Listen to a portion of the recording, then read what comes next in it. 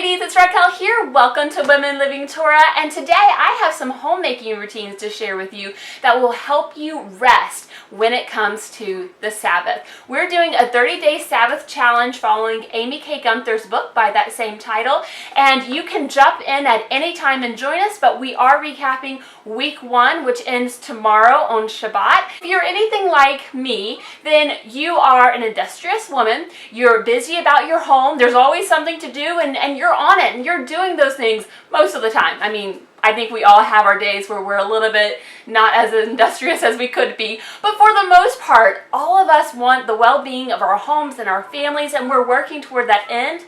But when it comes time to stopping and resting, we're not so good at that part. Our culture has really pushed this message of hustling and grinding and constantly working toward your goal, and that's how you're going to succeed. And don't get me wrong, I definitely believe that we need to be steadfast in our work and we need to be diligent in our work. However, there is a time and place and season for everything under the sun, and Yahweh has given us 6 days to work and He's given us 1 day to rest.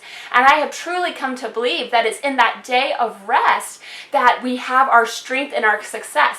As we learn to rest, we are actually refreshing our energy, we're refreshing our creativity, we're refreshing our strength to be able to go the other 6 days and be far more productive than if we had slaved away for 7 days of the week. One thing I love about Shabbat is that it is a statement that I am not a slave. I'm not a slave to this world. Money is not my master. Productivity is not my master, because any person, even a millionaire who works 7 days a week and is constantly grinding and hustling, is still a slave to whatever goal or thing, money, whatever, fame, riches, whatever it is that that person is seeking after. If they're working 7 days a week for it, they are still a slave. And I belong to the Most High God. You belong to the Most High God. And He has given us the Sabbath for us. I love this quote from Amy in the 30-day Sabbath challenge on page 12. She says, "The world works and laments its busyness." And that's so true, because we have this slow living movement that's coming back. People who want to get back to the basics, and they want to get back to a time when things were less hectic and whatnot. But the Creator of the universe, who loves you, gives you an entire day to relax and have a break from the world's rat race. Jesus Himself tells us in this verse, which she quoted earlier, Mark 2, verse 27, He said to them, "The Sabbath was made for man, not man for the Sabbath." Jesus Himself tells us in this verse that Sabbath was made for us. The Father didn't have to give us this day, but He's a good, good Father who gives us many blessings and gifts. You just have to accept this gift of weekly rest, just as you accepted His gift of salvation that secures your eternal rest. And that is such a good point. The Sabbath, the scriptures say, is given for our refreshment. And it is a gift from God. He has already ordained this day as a day to meet with Him and to rest and to be refreshed and to relax. We just have to accept this gift. And so once you decide, okay, Yahweh, I want to accept this gift. I want to do this 30-day Sabbath challenge. What then? How do we rest? Resting is actually kind of a skill. For 6 days you shall labor and do all your work. We don't have a problem with that, but it's that latter half of the scripture. But on the 7th day you shall have a Sabbath of rest unto Yahweh your God. That's a little bit more difficult, even if you've been doing this a long time.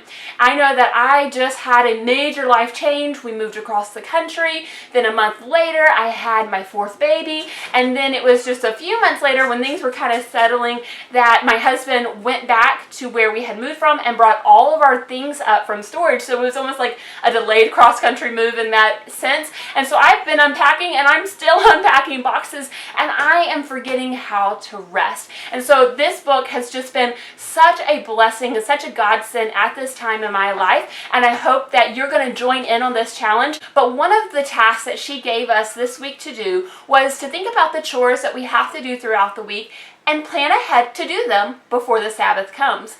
And this is such an awesome idea. I've done this for many years since I've started keeping Shabbat. My whole homemaking routine revolves around the Shabbat. My whole week is now anticipating and preparing for and looking forward to the Sabbath that is coming. But I've kind of fallen off the train recently, like I mentioned with the cross-country move, and now I'm in a different house and my previous routines just aren't quite working out the same way that they used to. And so I took the opportunity this week to write up some new cleaning routines and laundry routines so that way I can get it all done throughout the week and not have to worry about it on Friday and have a hectic Friday prep day, or have it all sitting there staring at me on Shabbat, because that is really a mood killer. So my routine needed a little bit of tweaking, and I want to share what I'm doing in hopes it's going to be helpful to you and maybe give you some ideas to get started with creating your own homemaking routine so that you can rest. So let's talk about laundry first, because that's the first thing I do in the morning. It's so easy just to pop some laundry into an empty wash machine, and that's the key. Your wash machine has to be empty first thing in the morning, and you can just throw some laundry in there and it can be going while you're doing other things. So for my laundry routine, I first found out that I really needed one several years ago because of Shabbat. So I do cloth diapers with my children, and I was noticing that every Shabbat I was having to wash cloth diapers because I didn't have enough to go to service. And I'd be like, oh, my ox is in a ditch, I've got to wash diapers. And so I would, and then the next Shabbat would come around and my ox is in a ditch again, I've got to wash diapers. And I just realized that every single Shabbat, or most Shabbats, I was washing diapers. And I realized this is a habit. This is something that I can change. This is something I can prepare for. And so I came up with this laundry routine. And guys, the amazing thing is that not only has it made my Shabbats more restful because I'm not out of cloth diapers or out of clothing for us to wear or whatever it might be, I have the laundry that we need for Shabbat, but my laundry routine all throughout the week is helping me with my homemaking in general. Like, the effects, the unintended consequence of preparing for Shabbat by having a laundry routine is so much more peace and order in my home. Give this video a thumbs up if you can relate to that. Keeping God's Sabbath has all these unintended consequences and unintended benefits in my whole homemaking routine in general. So my laundry routine is really simple. First of all, I'm in a season of my life where I have to do just like a level basket full of laundry. So I used to, I could do like a heaping basket full or a heaping basket full plus a few more, because I've got a pretty big washing machine, so I can fit quite a bit of stuff in there. But putting that much laundry away is sometimes intimidating to me, and it seems like it's time consuming. Even if maybe it'd only take like 10 minutes to put it all away, it just feels intimidating, So I have come up with, I'm just going to do a level basket full every single day. Just one level basket full, because that is not so little that I'm wasting water and resources, but it's not so big that it's intimidating. And that's the key with the laundry routine, is that it's keeping things well maintained. So I have a laundry category for each day of the week. And I'm going to look down at my notes so I can tell you what those are. And honestly, I just threw ideas up. Sunday's going to be this, Monday's going to be this. There was really no rhyme or reason at first. And then I noticed that as things naturally happened, I'm changing the bed sheets on this day, then that means I would be washing the bed sheets the next day. That kind of thing. A little bit more order came to my laundry routine over time, but it originally started with me just saying, okay, these are the different categories of laundry that I have. Well, let me just choose a day. So let me tell you what I do on each day. And I'm going to be looking down here at my notes because I don't have this memorized yet, because I just adjusted it. And that's another thing. I will get to this routine, I promise. At first, you're not going to have your routine memorized. You're going to have it posted or whatever on the refrigerator, on your phone, in a notebook, something like that. But over time, you'll just get so used to doing towels, for example, every Sunday, that you're not going to have to look and say, what do I do for laundry today? You're just going to know I do towels on Sunday, right? But anyhow, so Sunday I do towels because we would have just taken baths on Friday. Monday are the parents' clothes. Tuesday are the children's clothes. Wednesday are the children's bed sheets because I would have just cleaned their rooms. our room. Thursday is the parents' bed sheets because I would have just cleaned our bedroom. And Friday are diapers because, again, I cloth diaper and I want to make sure that I at least have clean diapers going into Shabbat. And then I can also, of course, wash anything else that I might need on those days. It's really that first basket, getting that first basket in, that's kind of the hardest.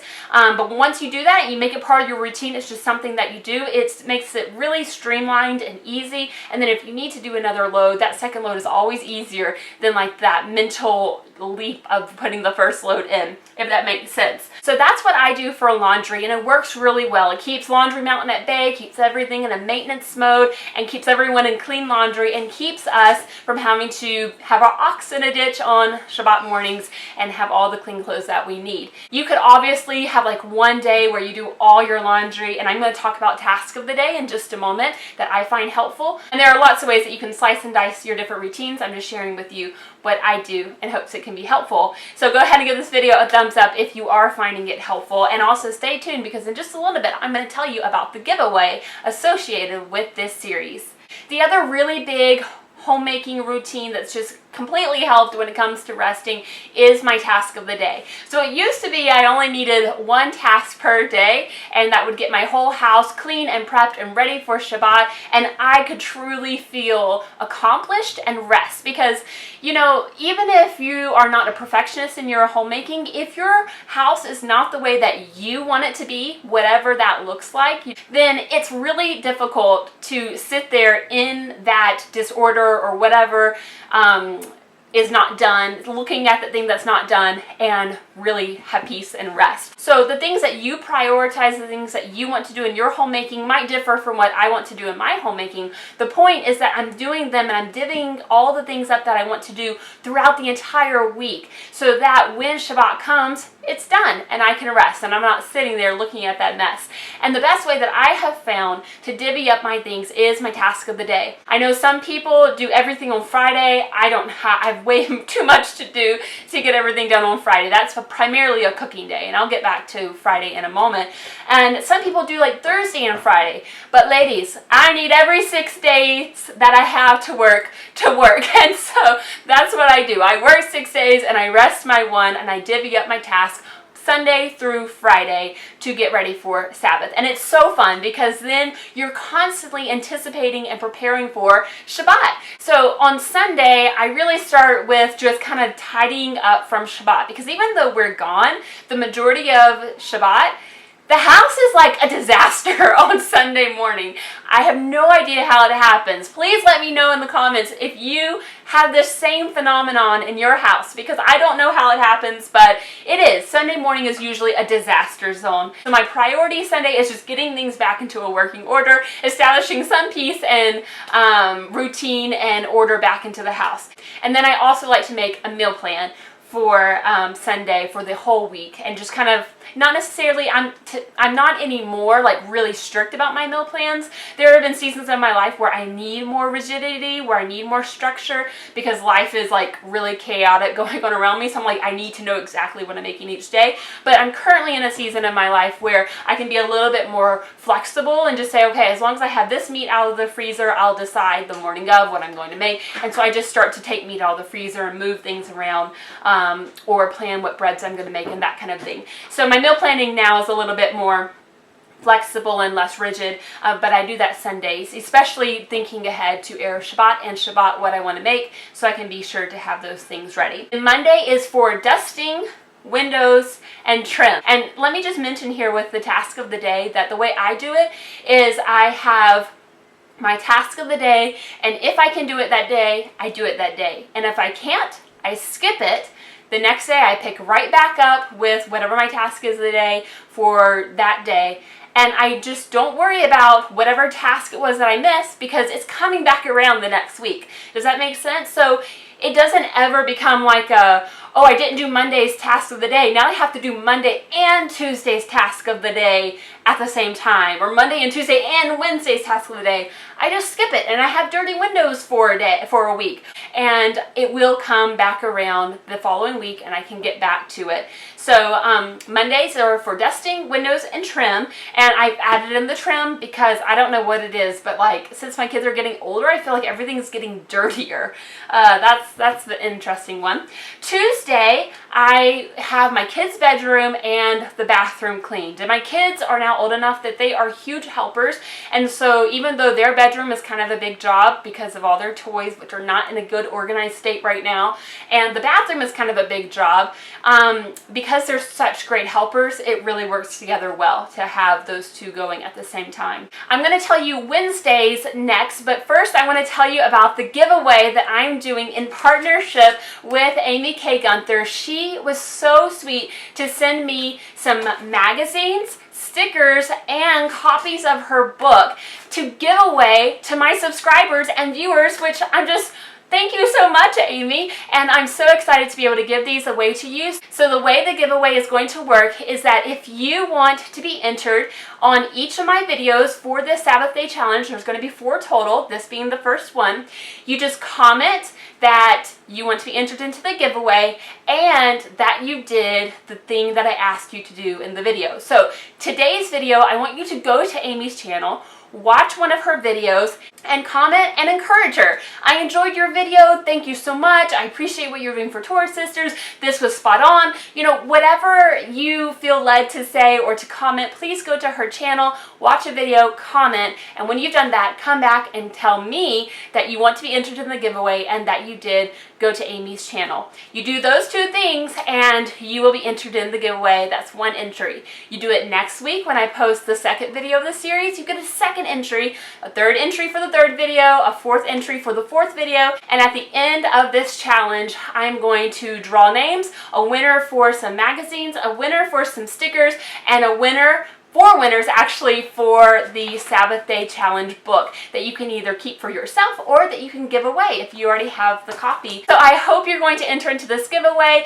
I hope you're going to go to Amy's channel and encourage her and just let her know that she is doing an awesome work for the Most High. And let's talk about what I do on Wednesday for my task of the day. Back to our homemaking routines that are helping us to rest. Wednesday's task of the day are my bedroom and decluttering something. So we moved essentially from a 4-bedroom, 2-bath into a 2-bedroom, 1-bath, and from a big shop with some sheds and outbuildings to just 1 tiny shed. And so it's been a lot trying to figure out where everything goes as I'm unpacking, and I have piles that come up and it's like needs to be decluttered, but I don't have a day for it. So thank you so much, Amy, because with your book and writing down the chores that I need to do throughout the week, I wrote down decluttering hot spots in my task of the day routine. So Wednesday is my day to do that.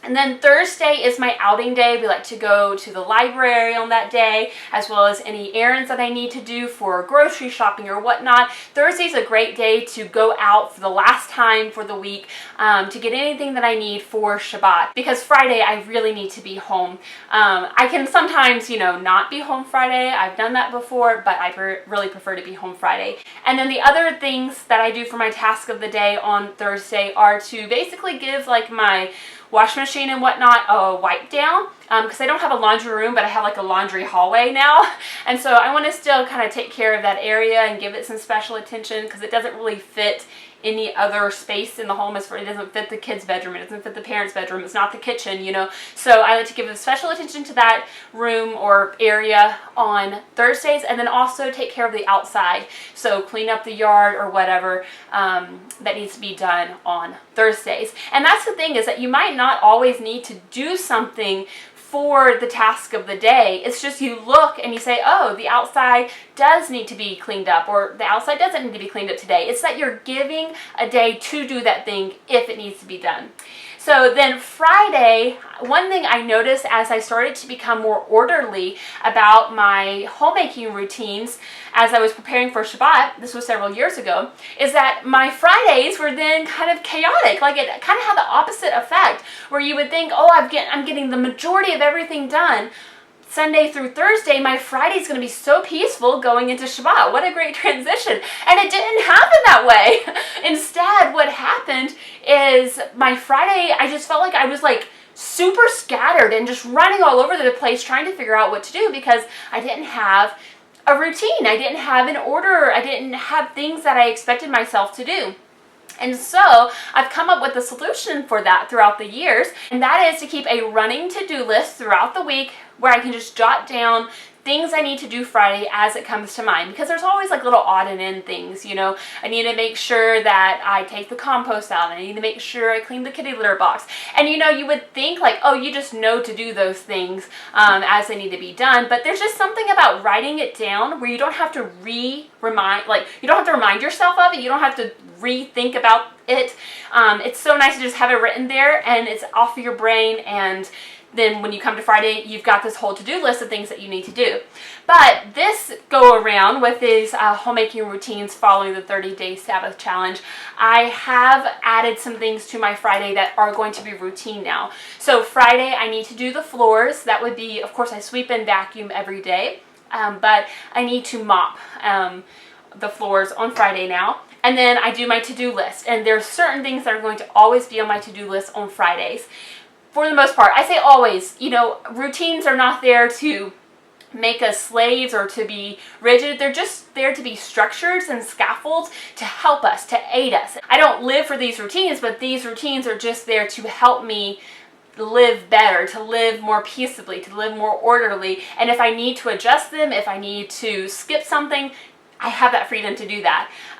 It's kind of like when you have a plan and something goes off plan, you know better how to navigate that thing to still get the end goal that you need, because you know what the end goal is, you know where you're going, and you've got a plan. So even though you might not do the plan exactly the same way that you had initially thought you were going to do it, you are able to still kind of stay on track even off the plan because you made the plan in the first place. So the things that are always on my to-do list on Friday are start the challah first thing in the morning, set out our Shabbat clothes and iron them as needed, and cook for Shabbat. And then aside from those things, it's just those things that are on my running to-do list for Friday. And even though I'm still doing things on Friday, I still have tasks, I still have cooking and cleaning and whatnot that I need to do, the bulk of my things are being done Sunday through Thursday, and so my work is starting to diminish, and it's a much more natural transition going into Shabbat, and I don't have that scattered, crazy feeling, chaotic feeling on Fridays anymore. So these two things, my laundry routine and my task of the day, I should say my two tasks of the day since I've added to them, are just so helpful when it comes to being able to rest on Shabbat. And like I mentioned earlier, it's also amazing because not only does it prepare you for Shabbat, but one, it keeps your whole week orderly, it keeps your whole week peaceful, where you know you've got the things that you need to do taken care of. You know that you don't have to worry on Monday about the floors because you know you have a plan to do them on Friday, for example. And if you don't get to them on Friday, it's okay, because next Friday you're going to be doing them again. Another opportunity is going to come to do them. So it just gives you so much more peace throughout your entire week, so much more order throughout your entire week, just in preparing for Shabbat throughout the week. And then the other thing that I mentioned is that it builds our anticipation for Shabbat. We're looking forward to it all week long. Ever from Sunday when we're reflecting on the Shabbat that we just had as we're gathering up all the things that we just dropped so we could Shabbat. Monday and Tuesday and Wednesday when we're doing these tasks, we're thinking about Shabbat that's coming. And so it just gives us this whole joyful week because we're reflecting on and we're thinking on the good news of Yeshua, which is that He has given us rest. He has given us a rest every single week. The seventh day is there for us, for our refreshment, for us to be meeting with Him, for us to be provoked into love and good works with the other believers, and it is a gift for us if we just accept it. Grab your 30-day Sabbath challenge book. Let's start week 2, and I'll give you a recap next week. Make sure you enter the giveaway, and I hope that Yahweh will bless you and keep you. I'll talk with you later. Goodbye.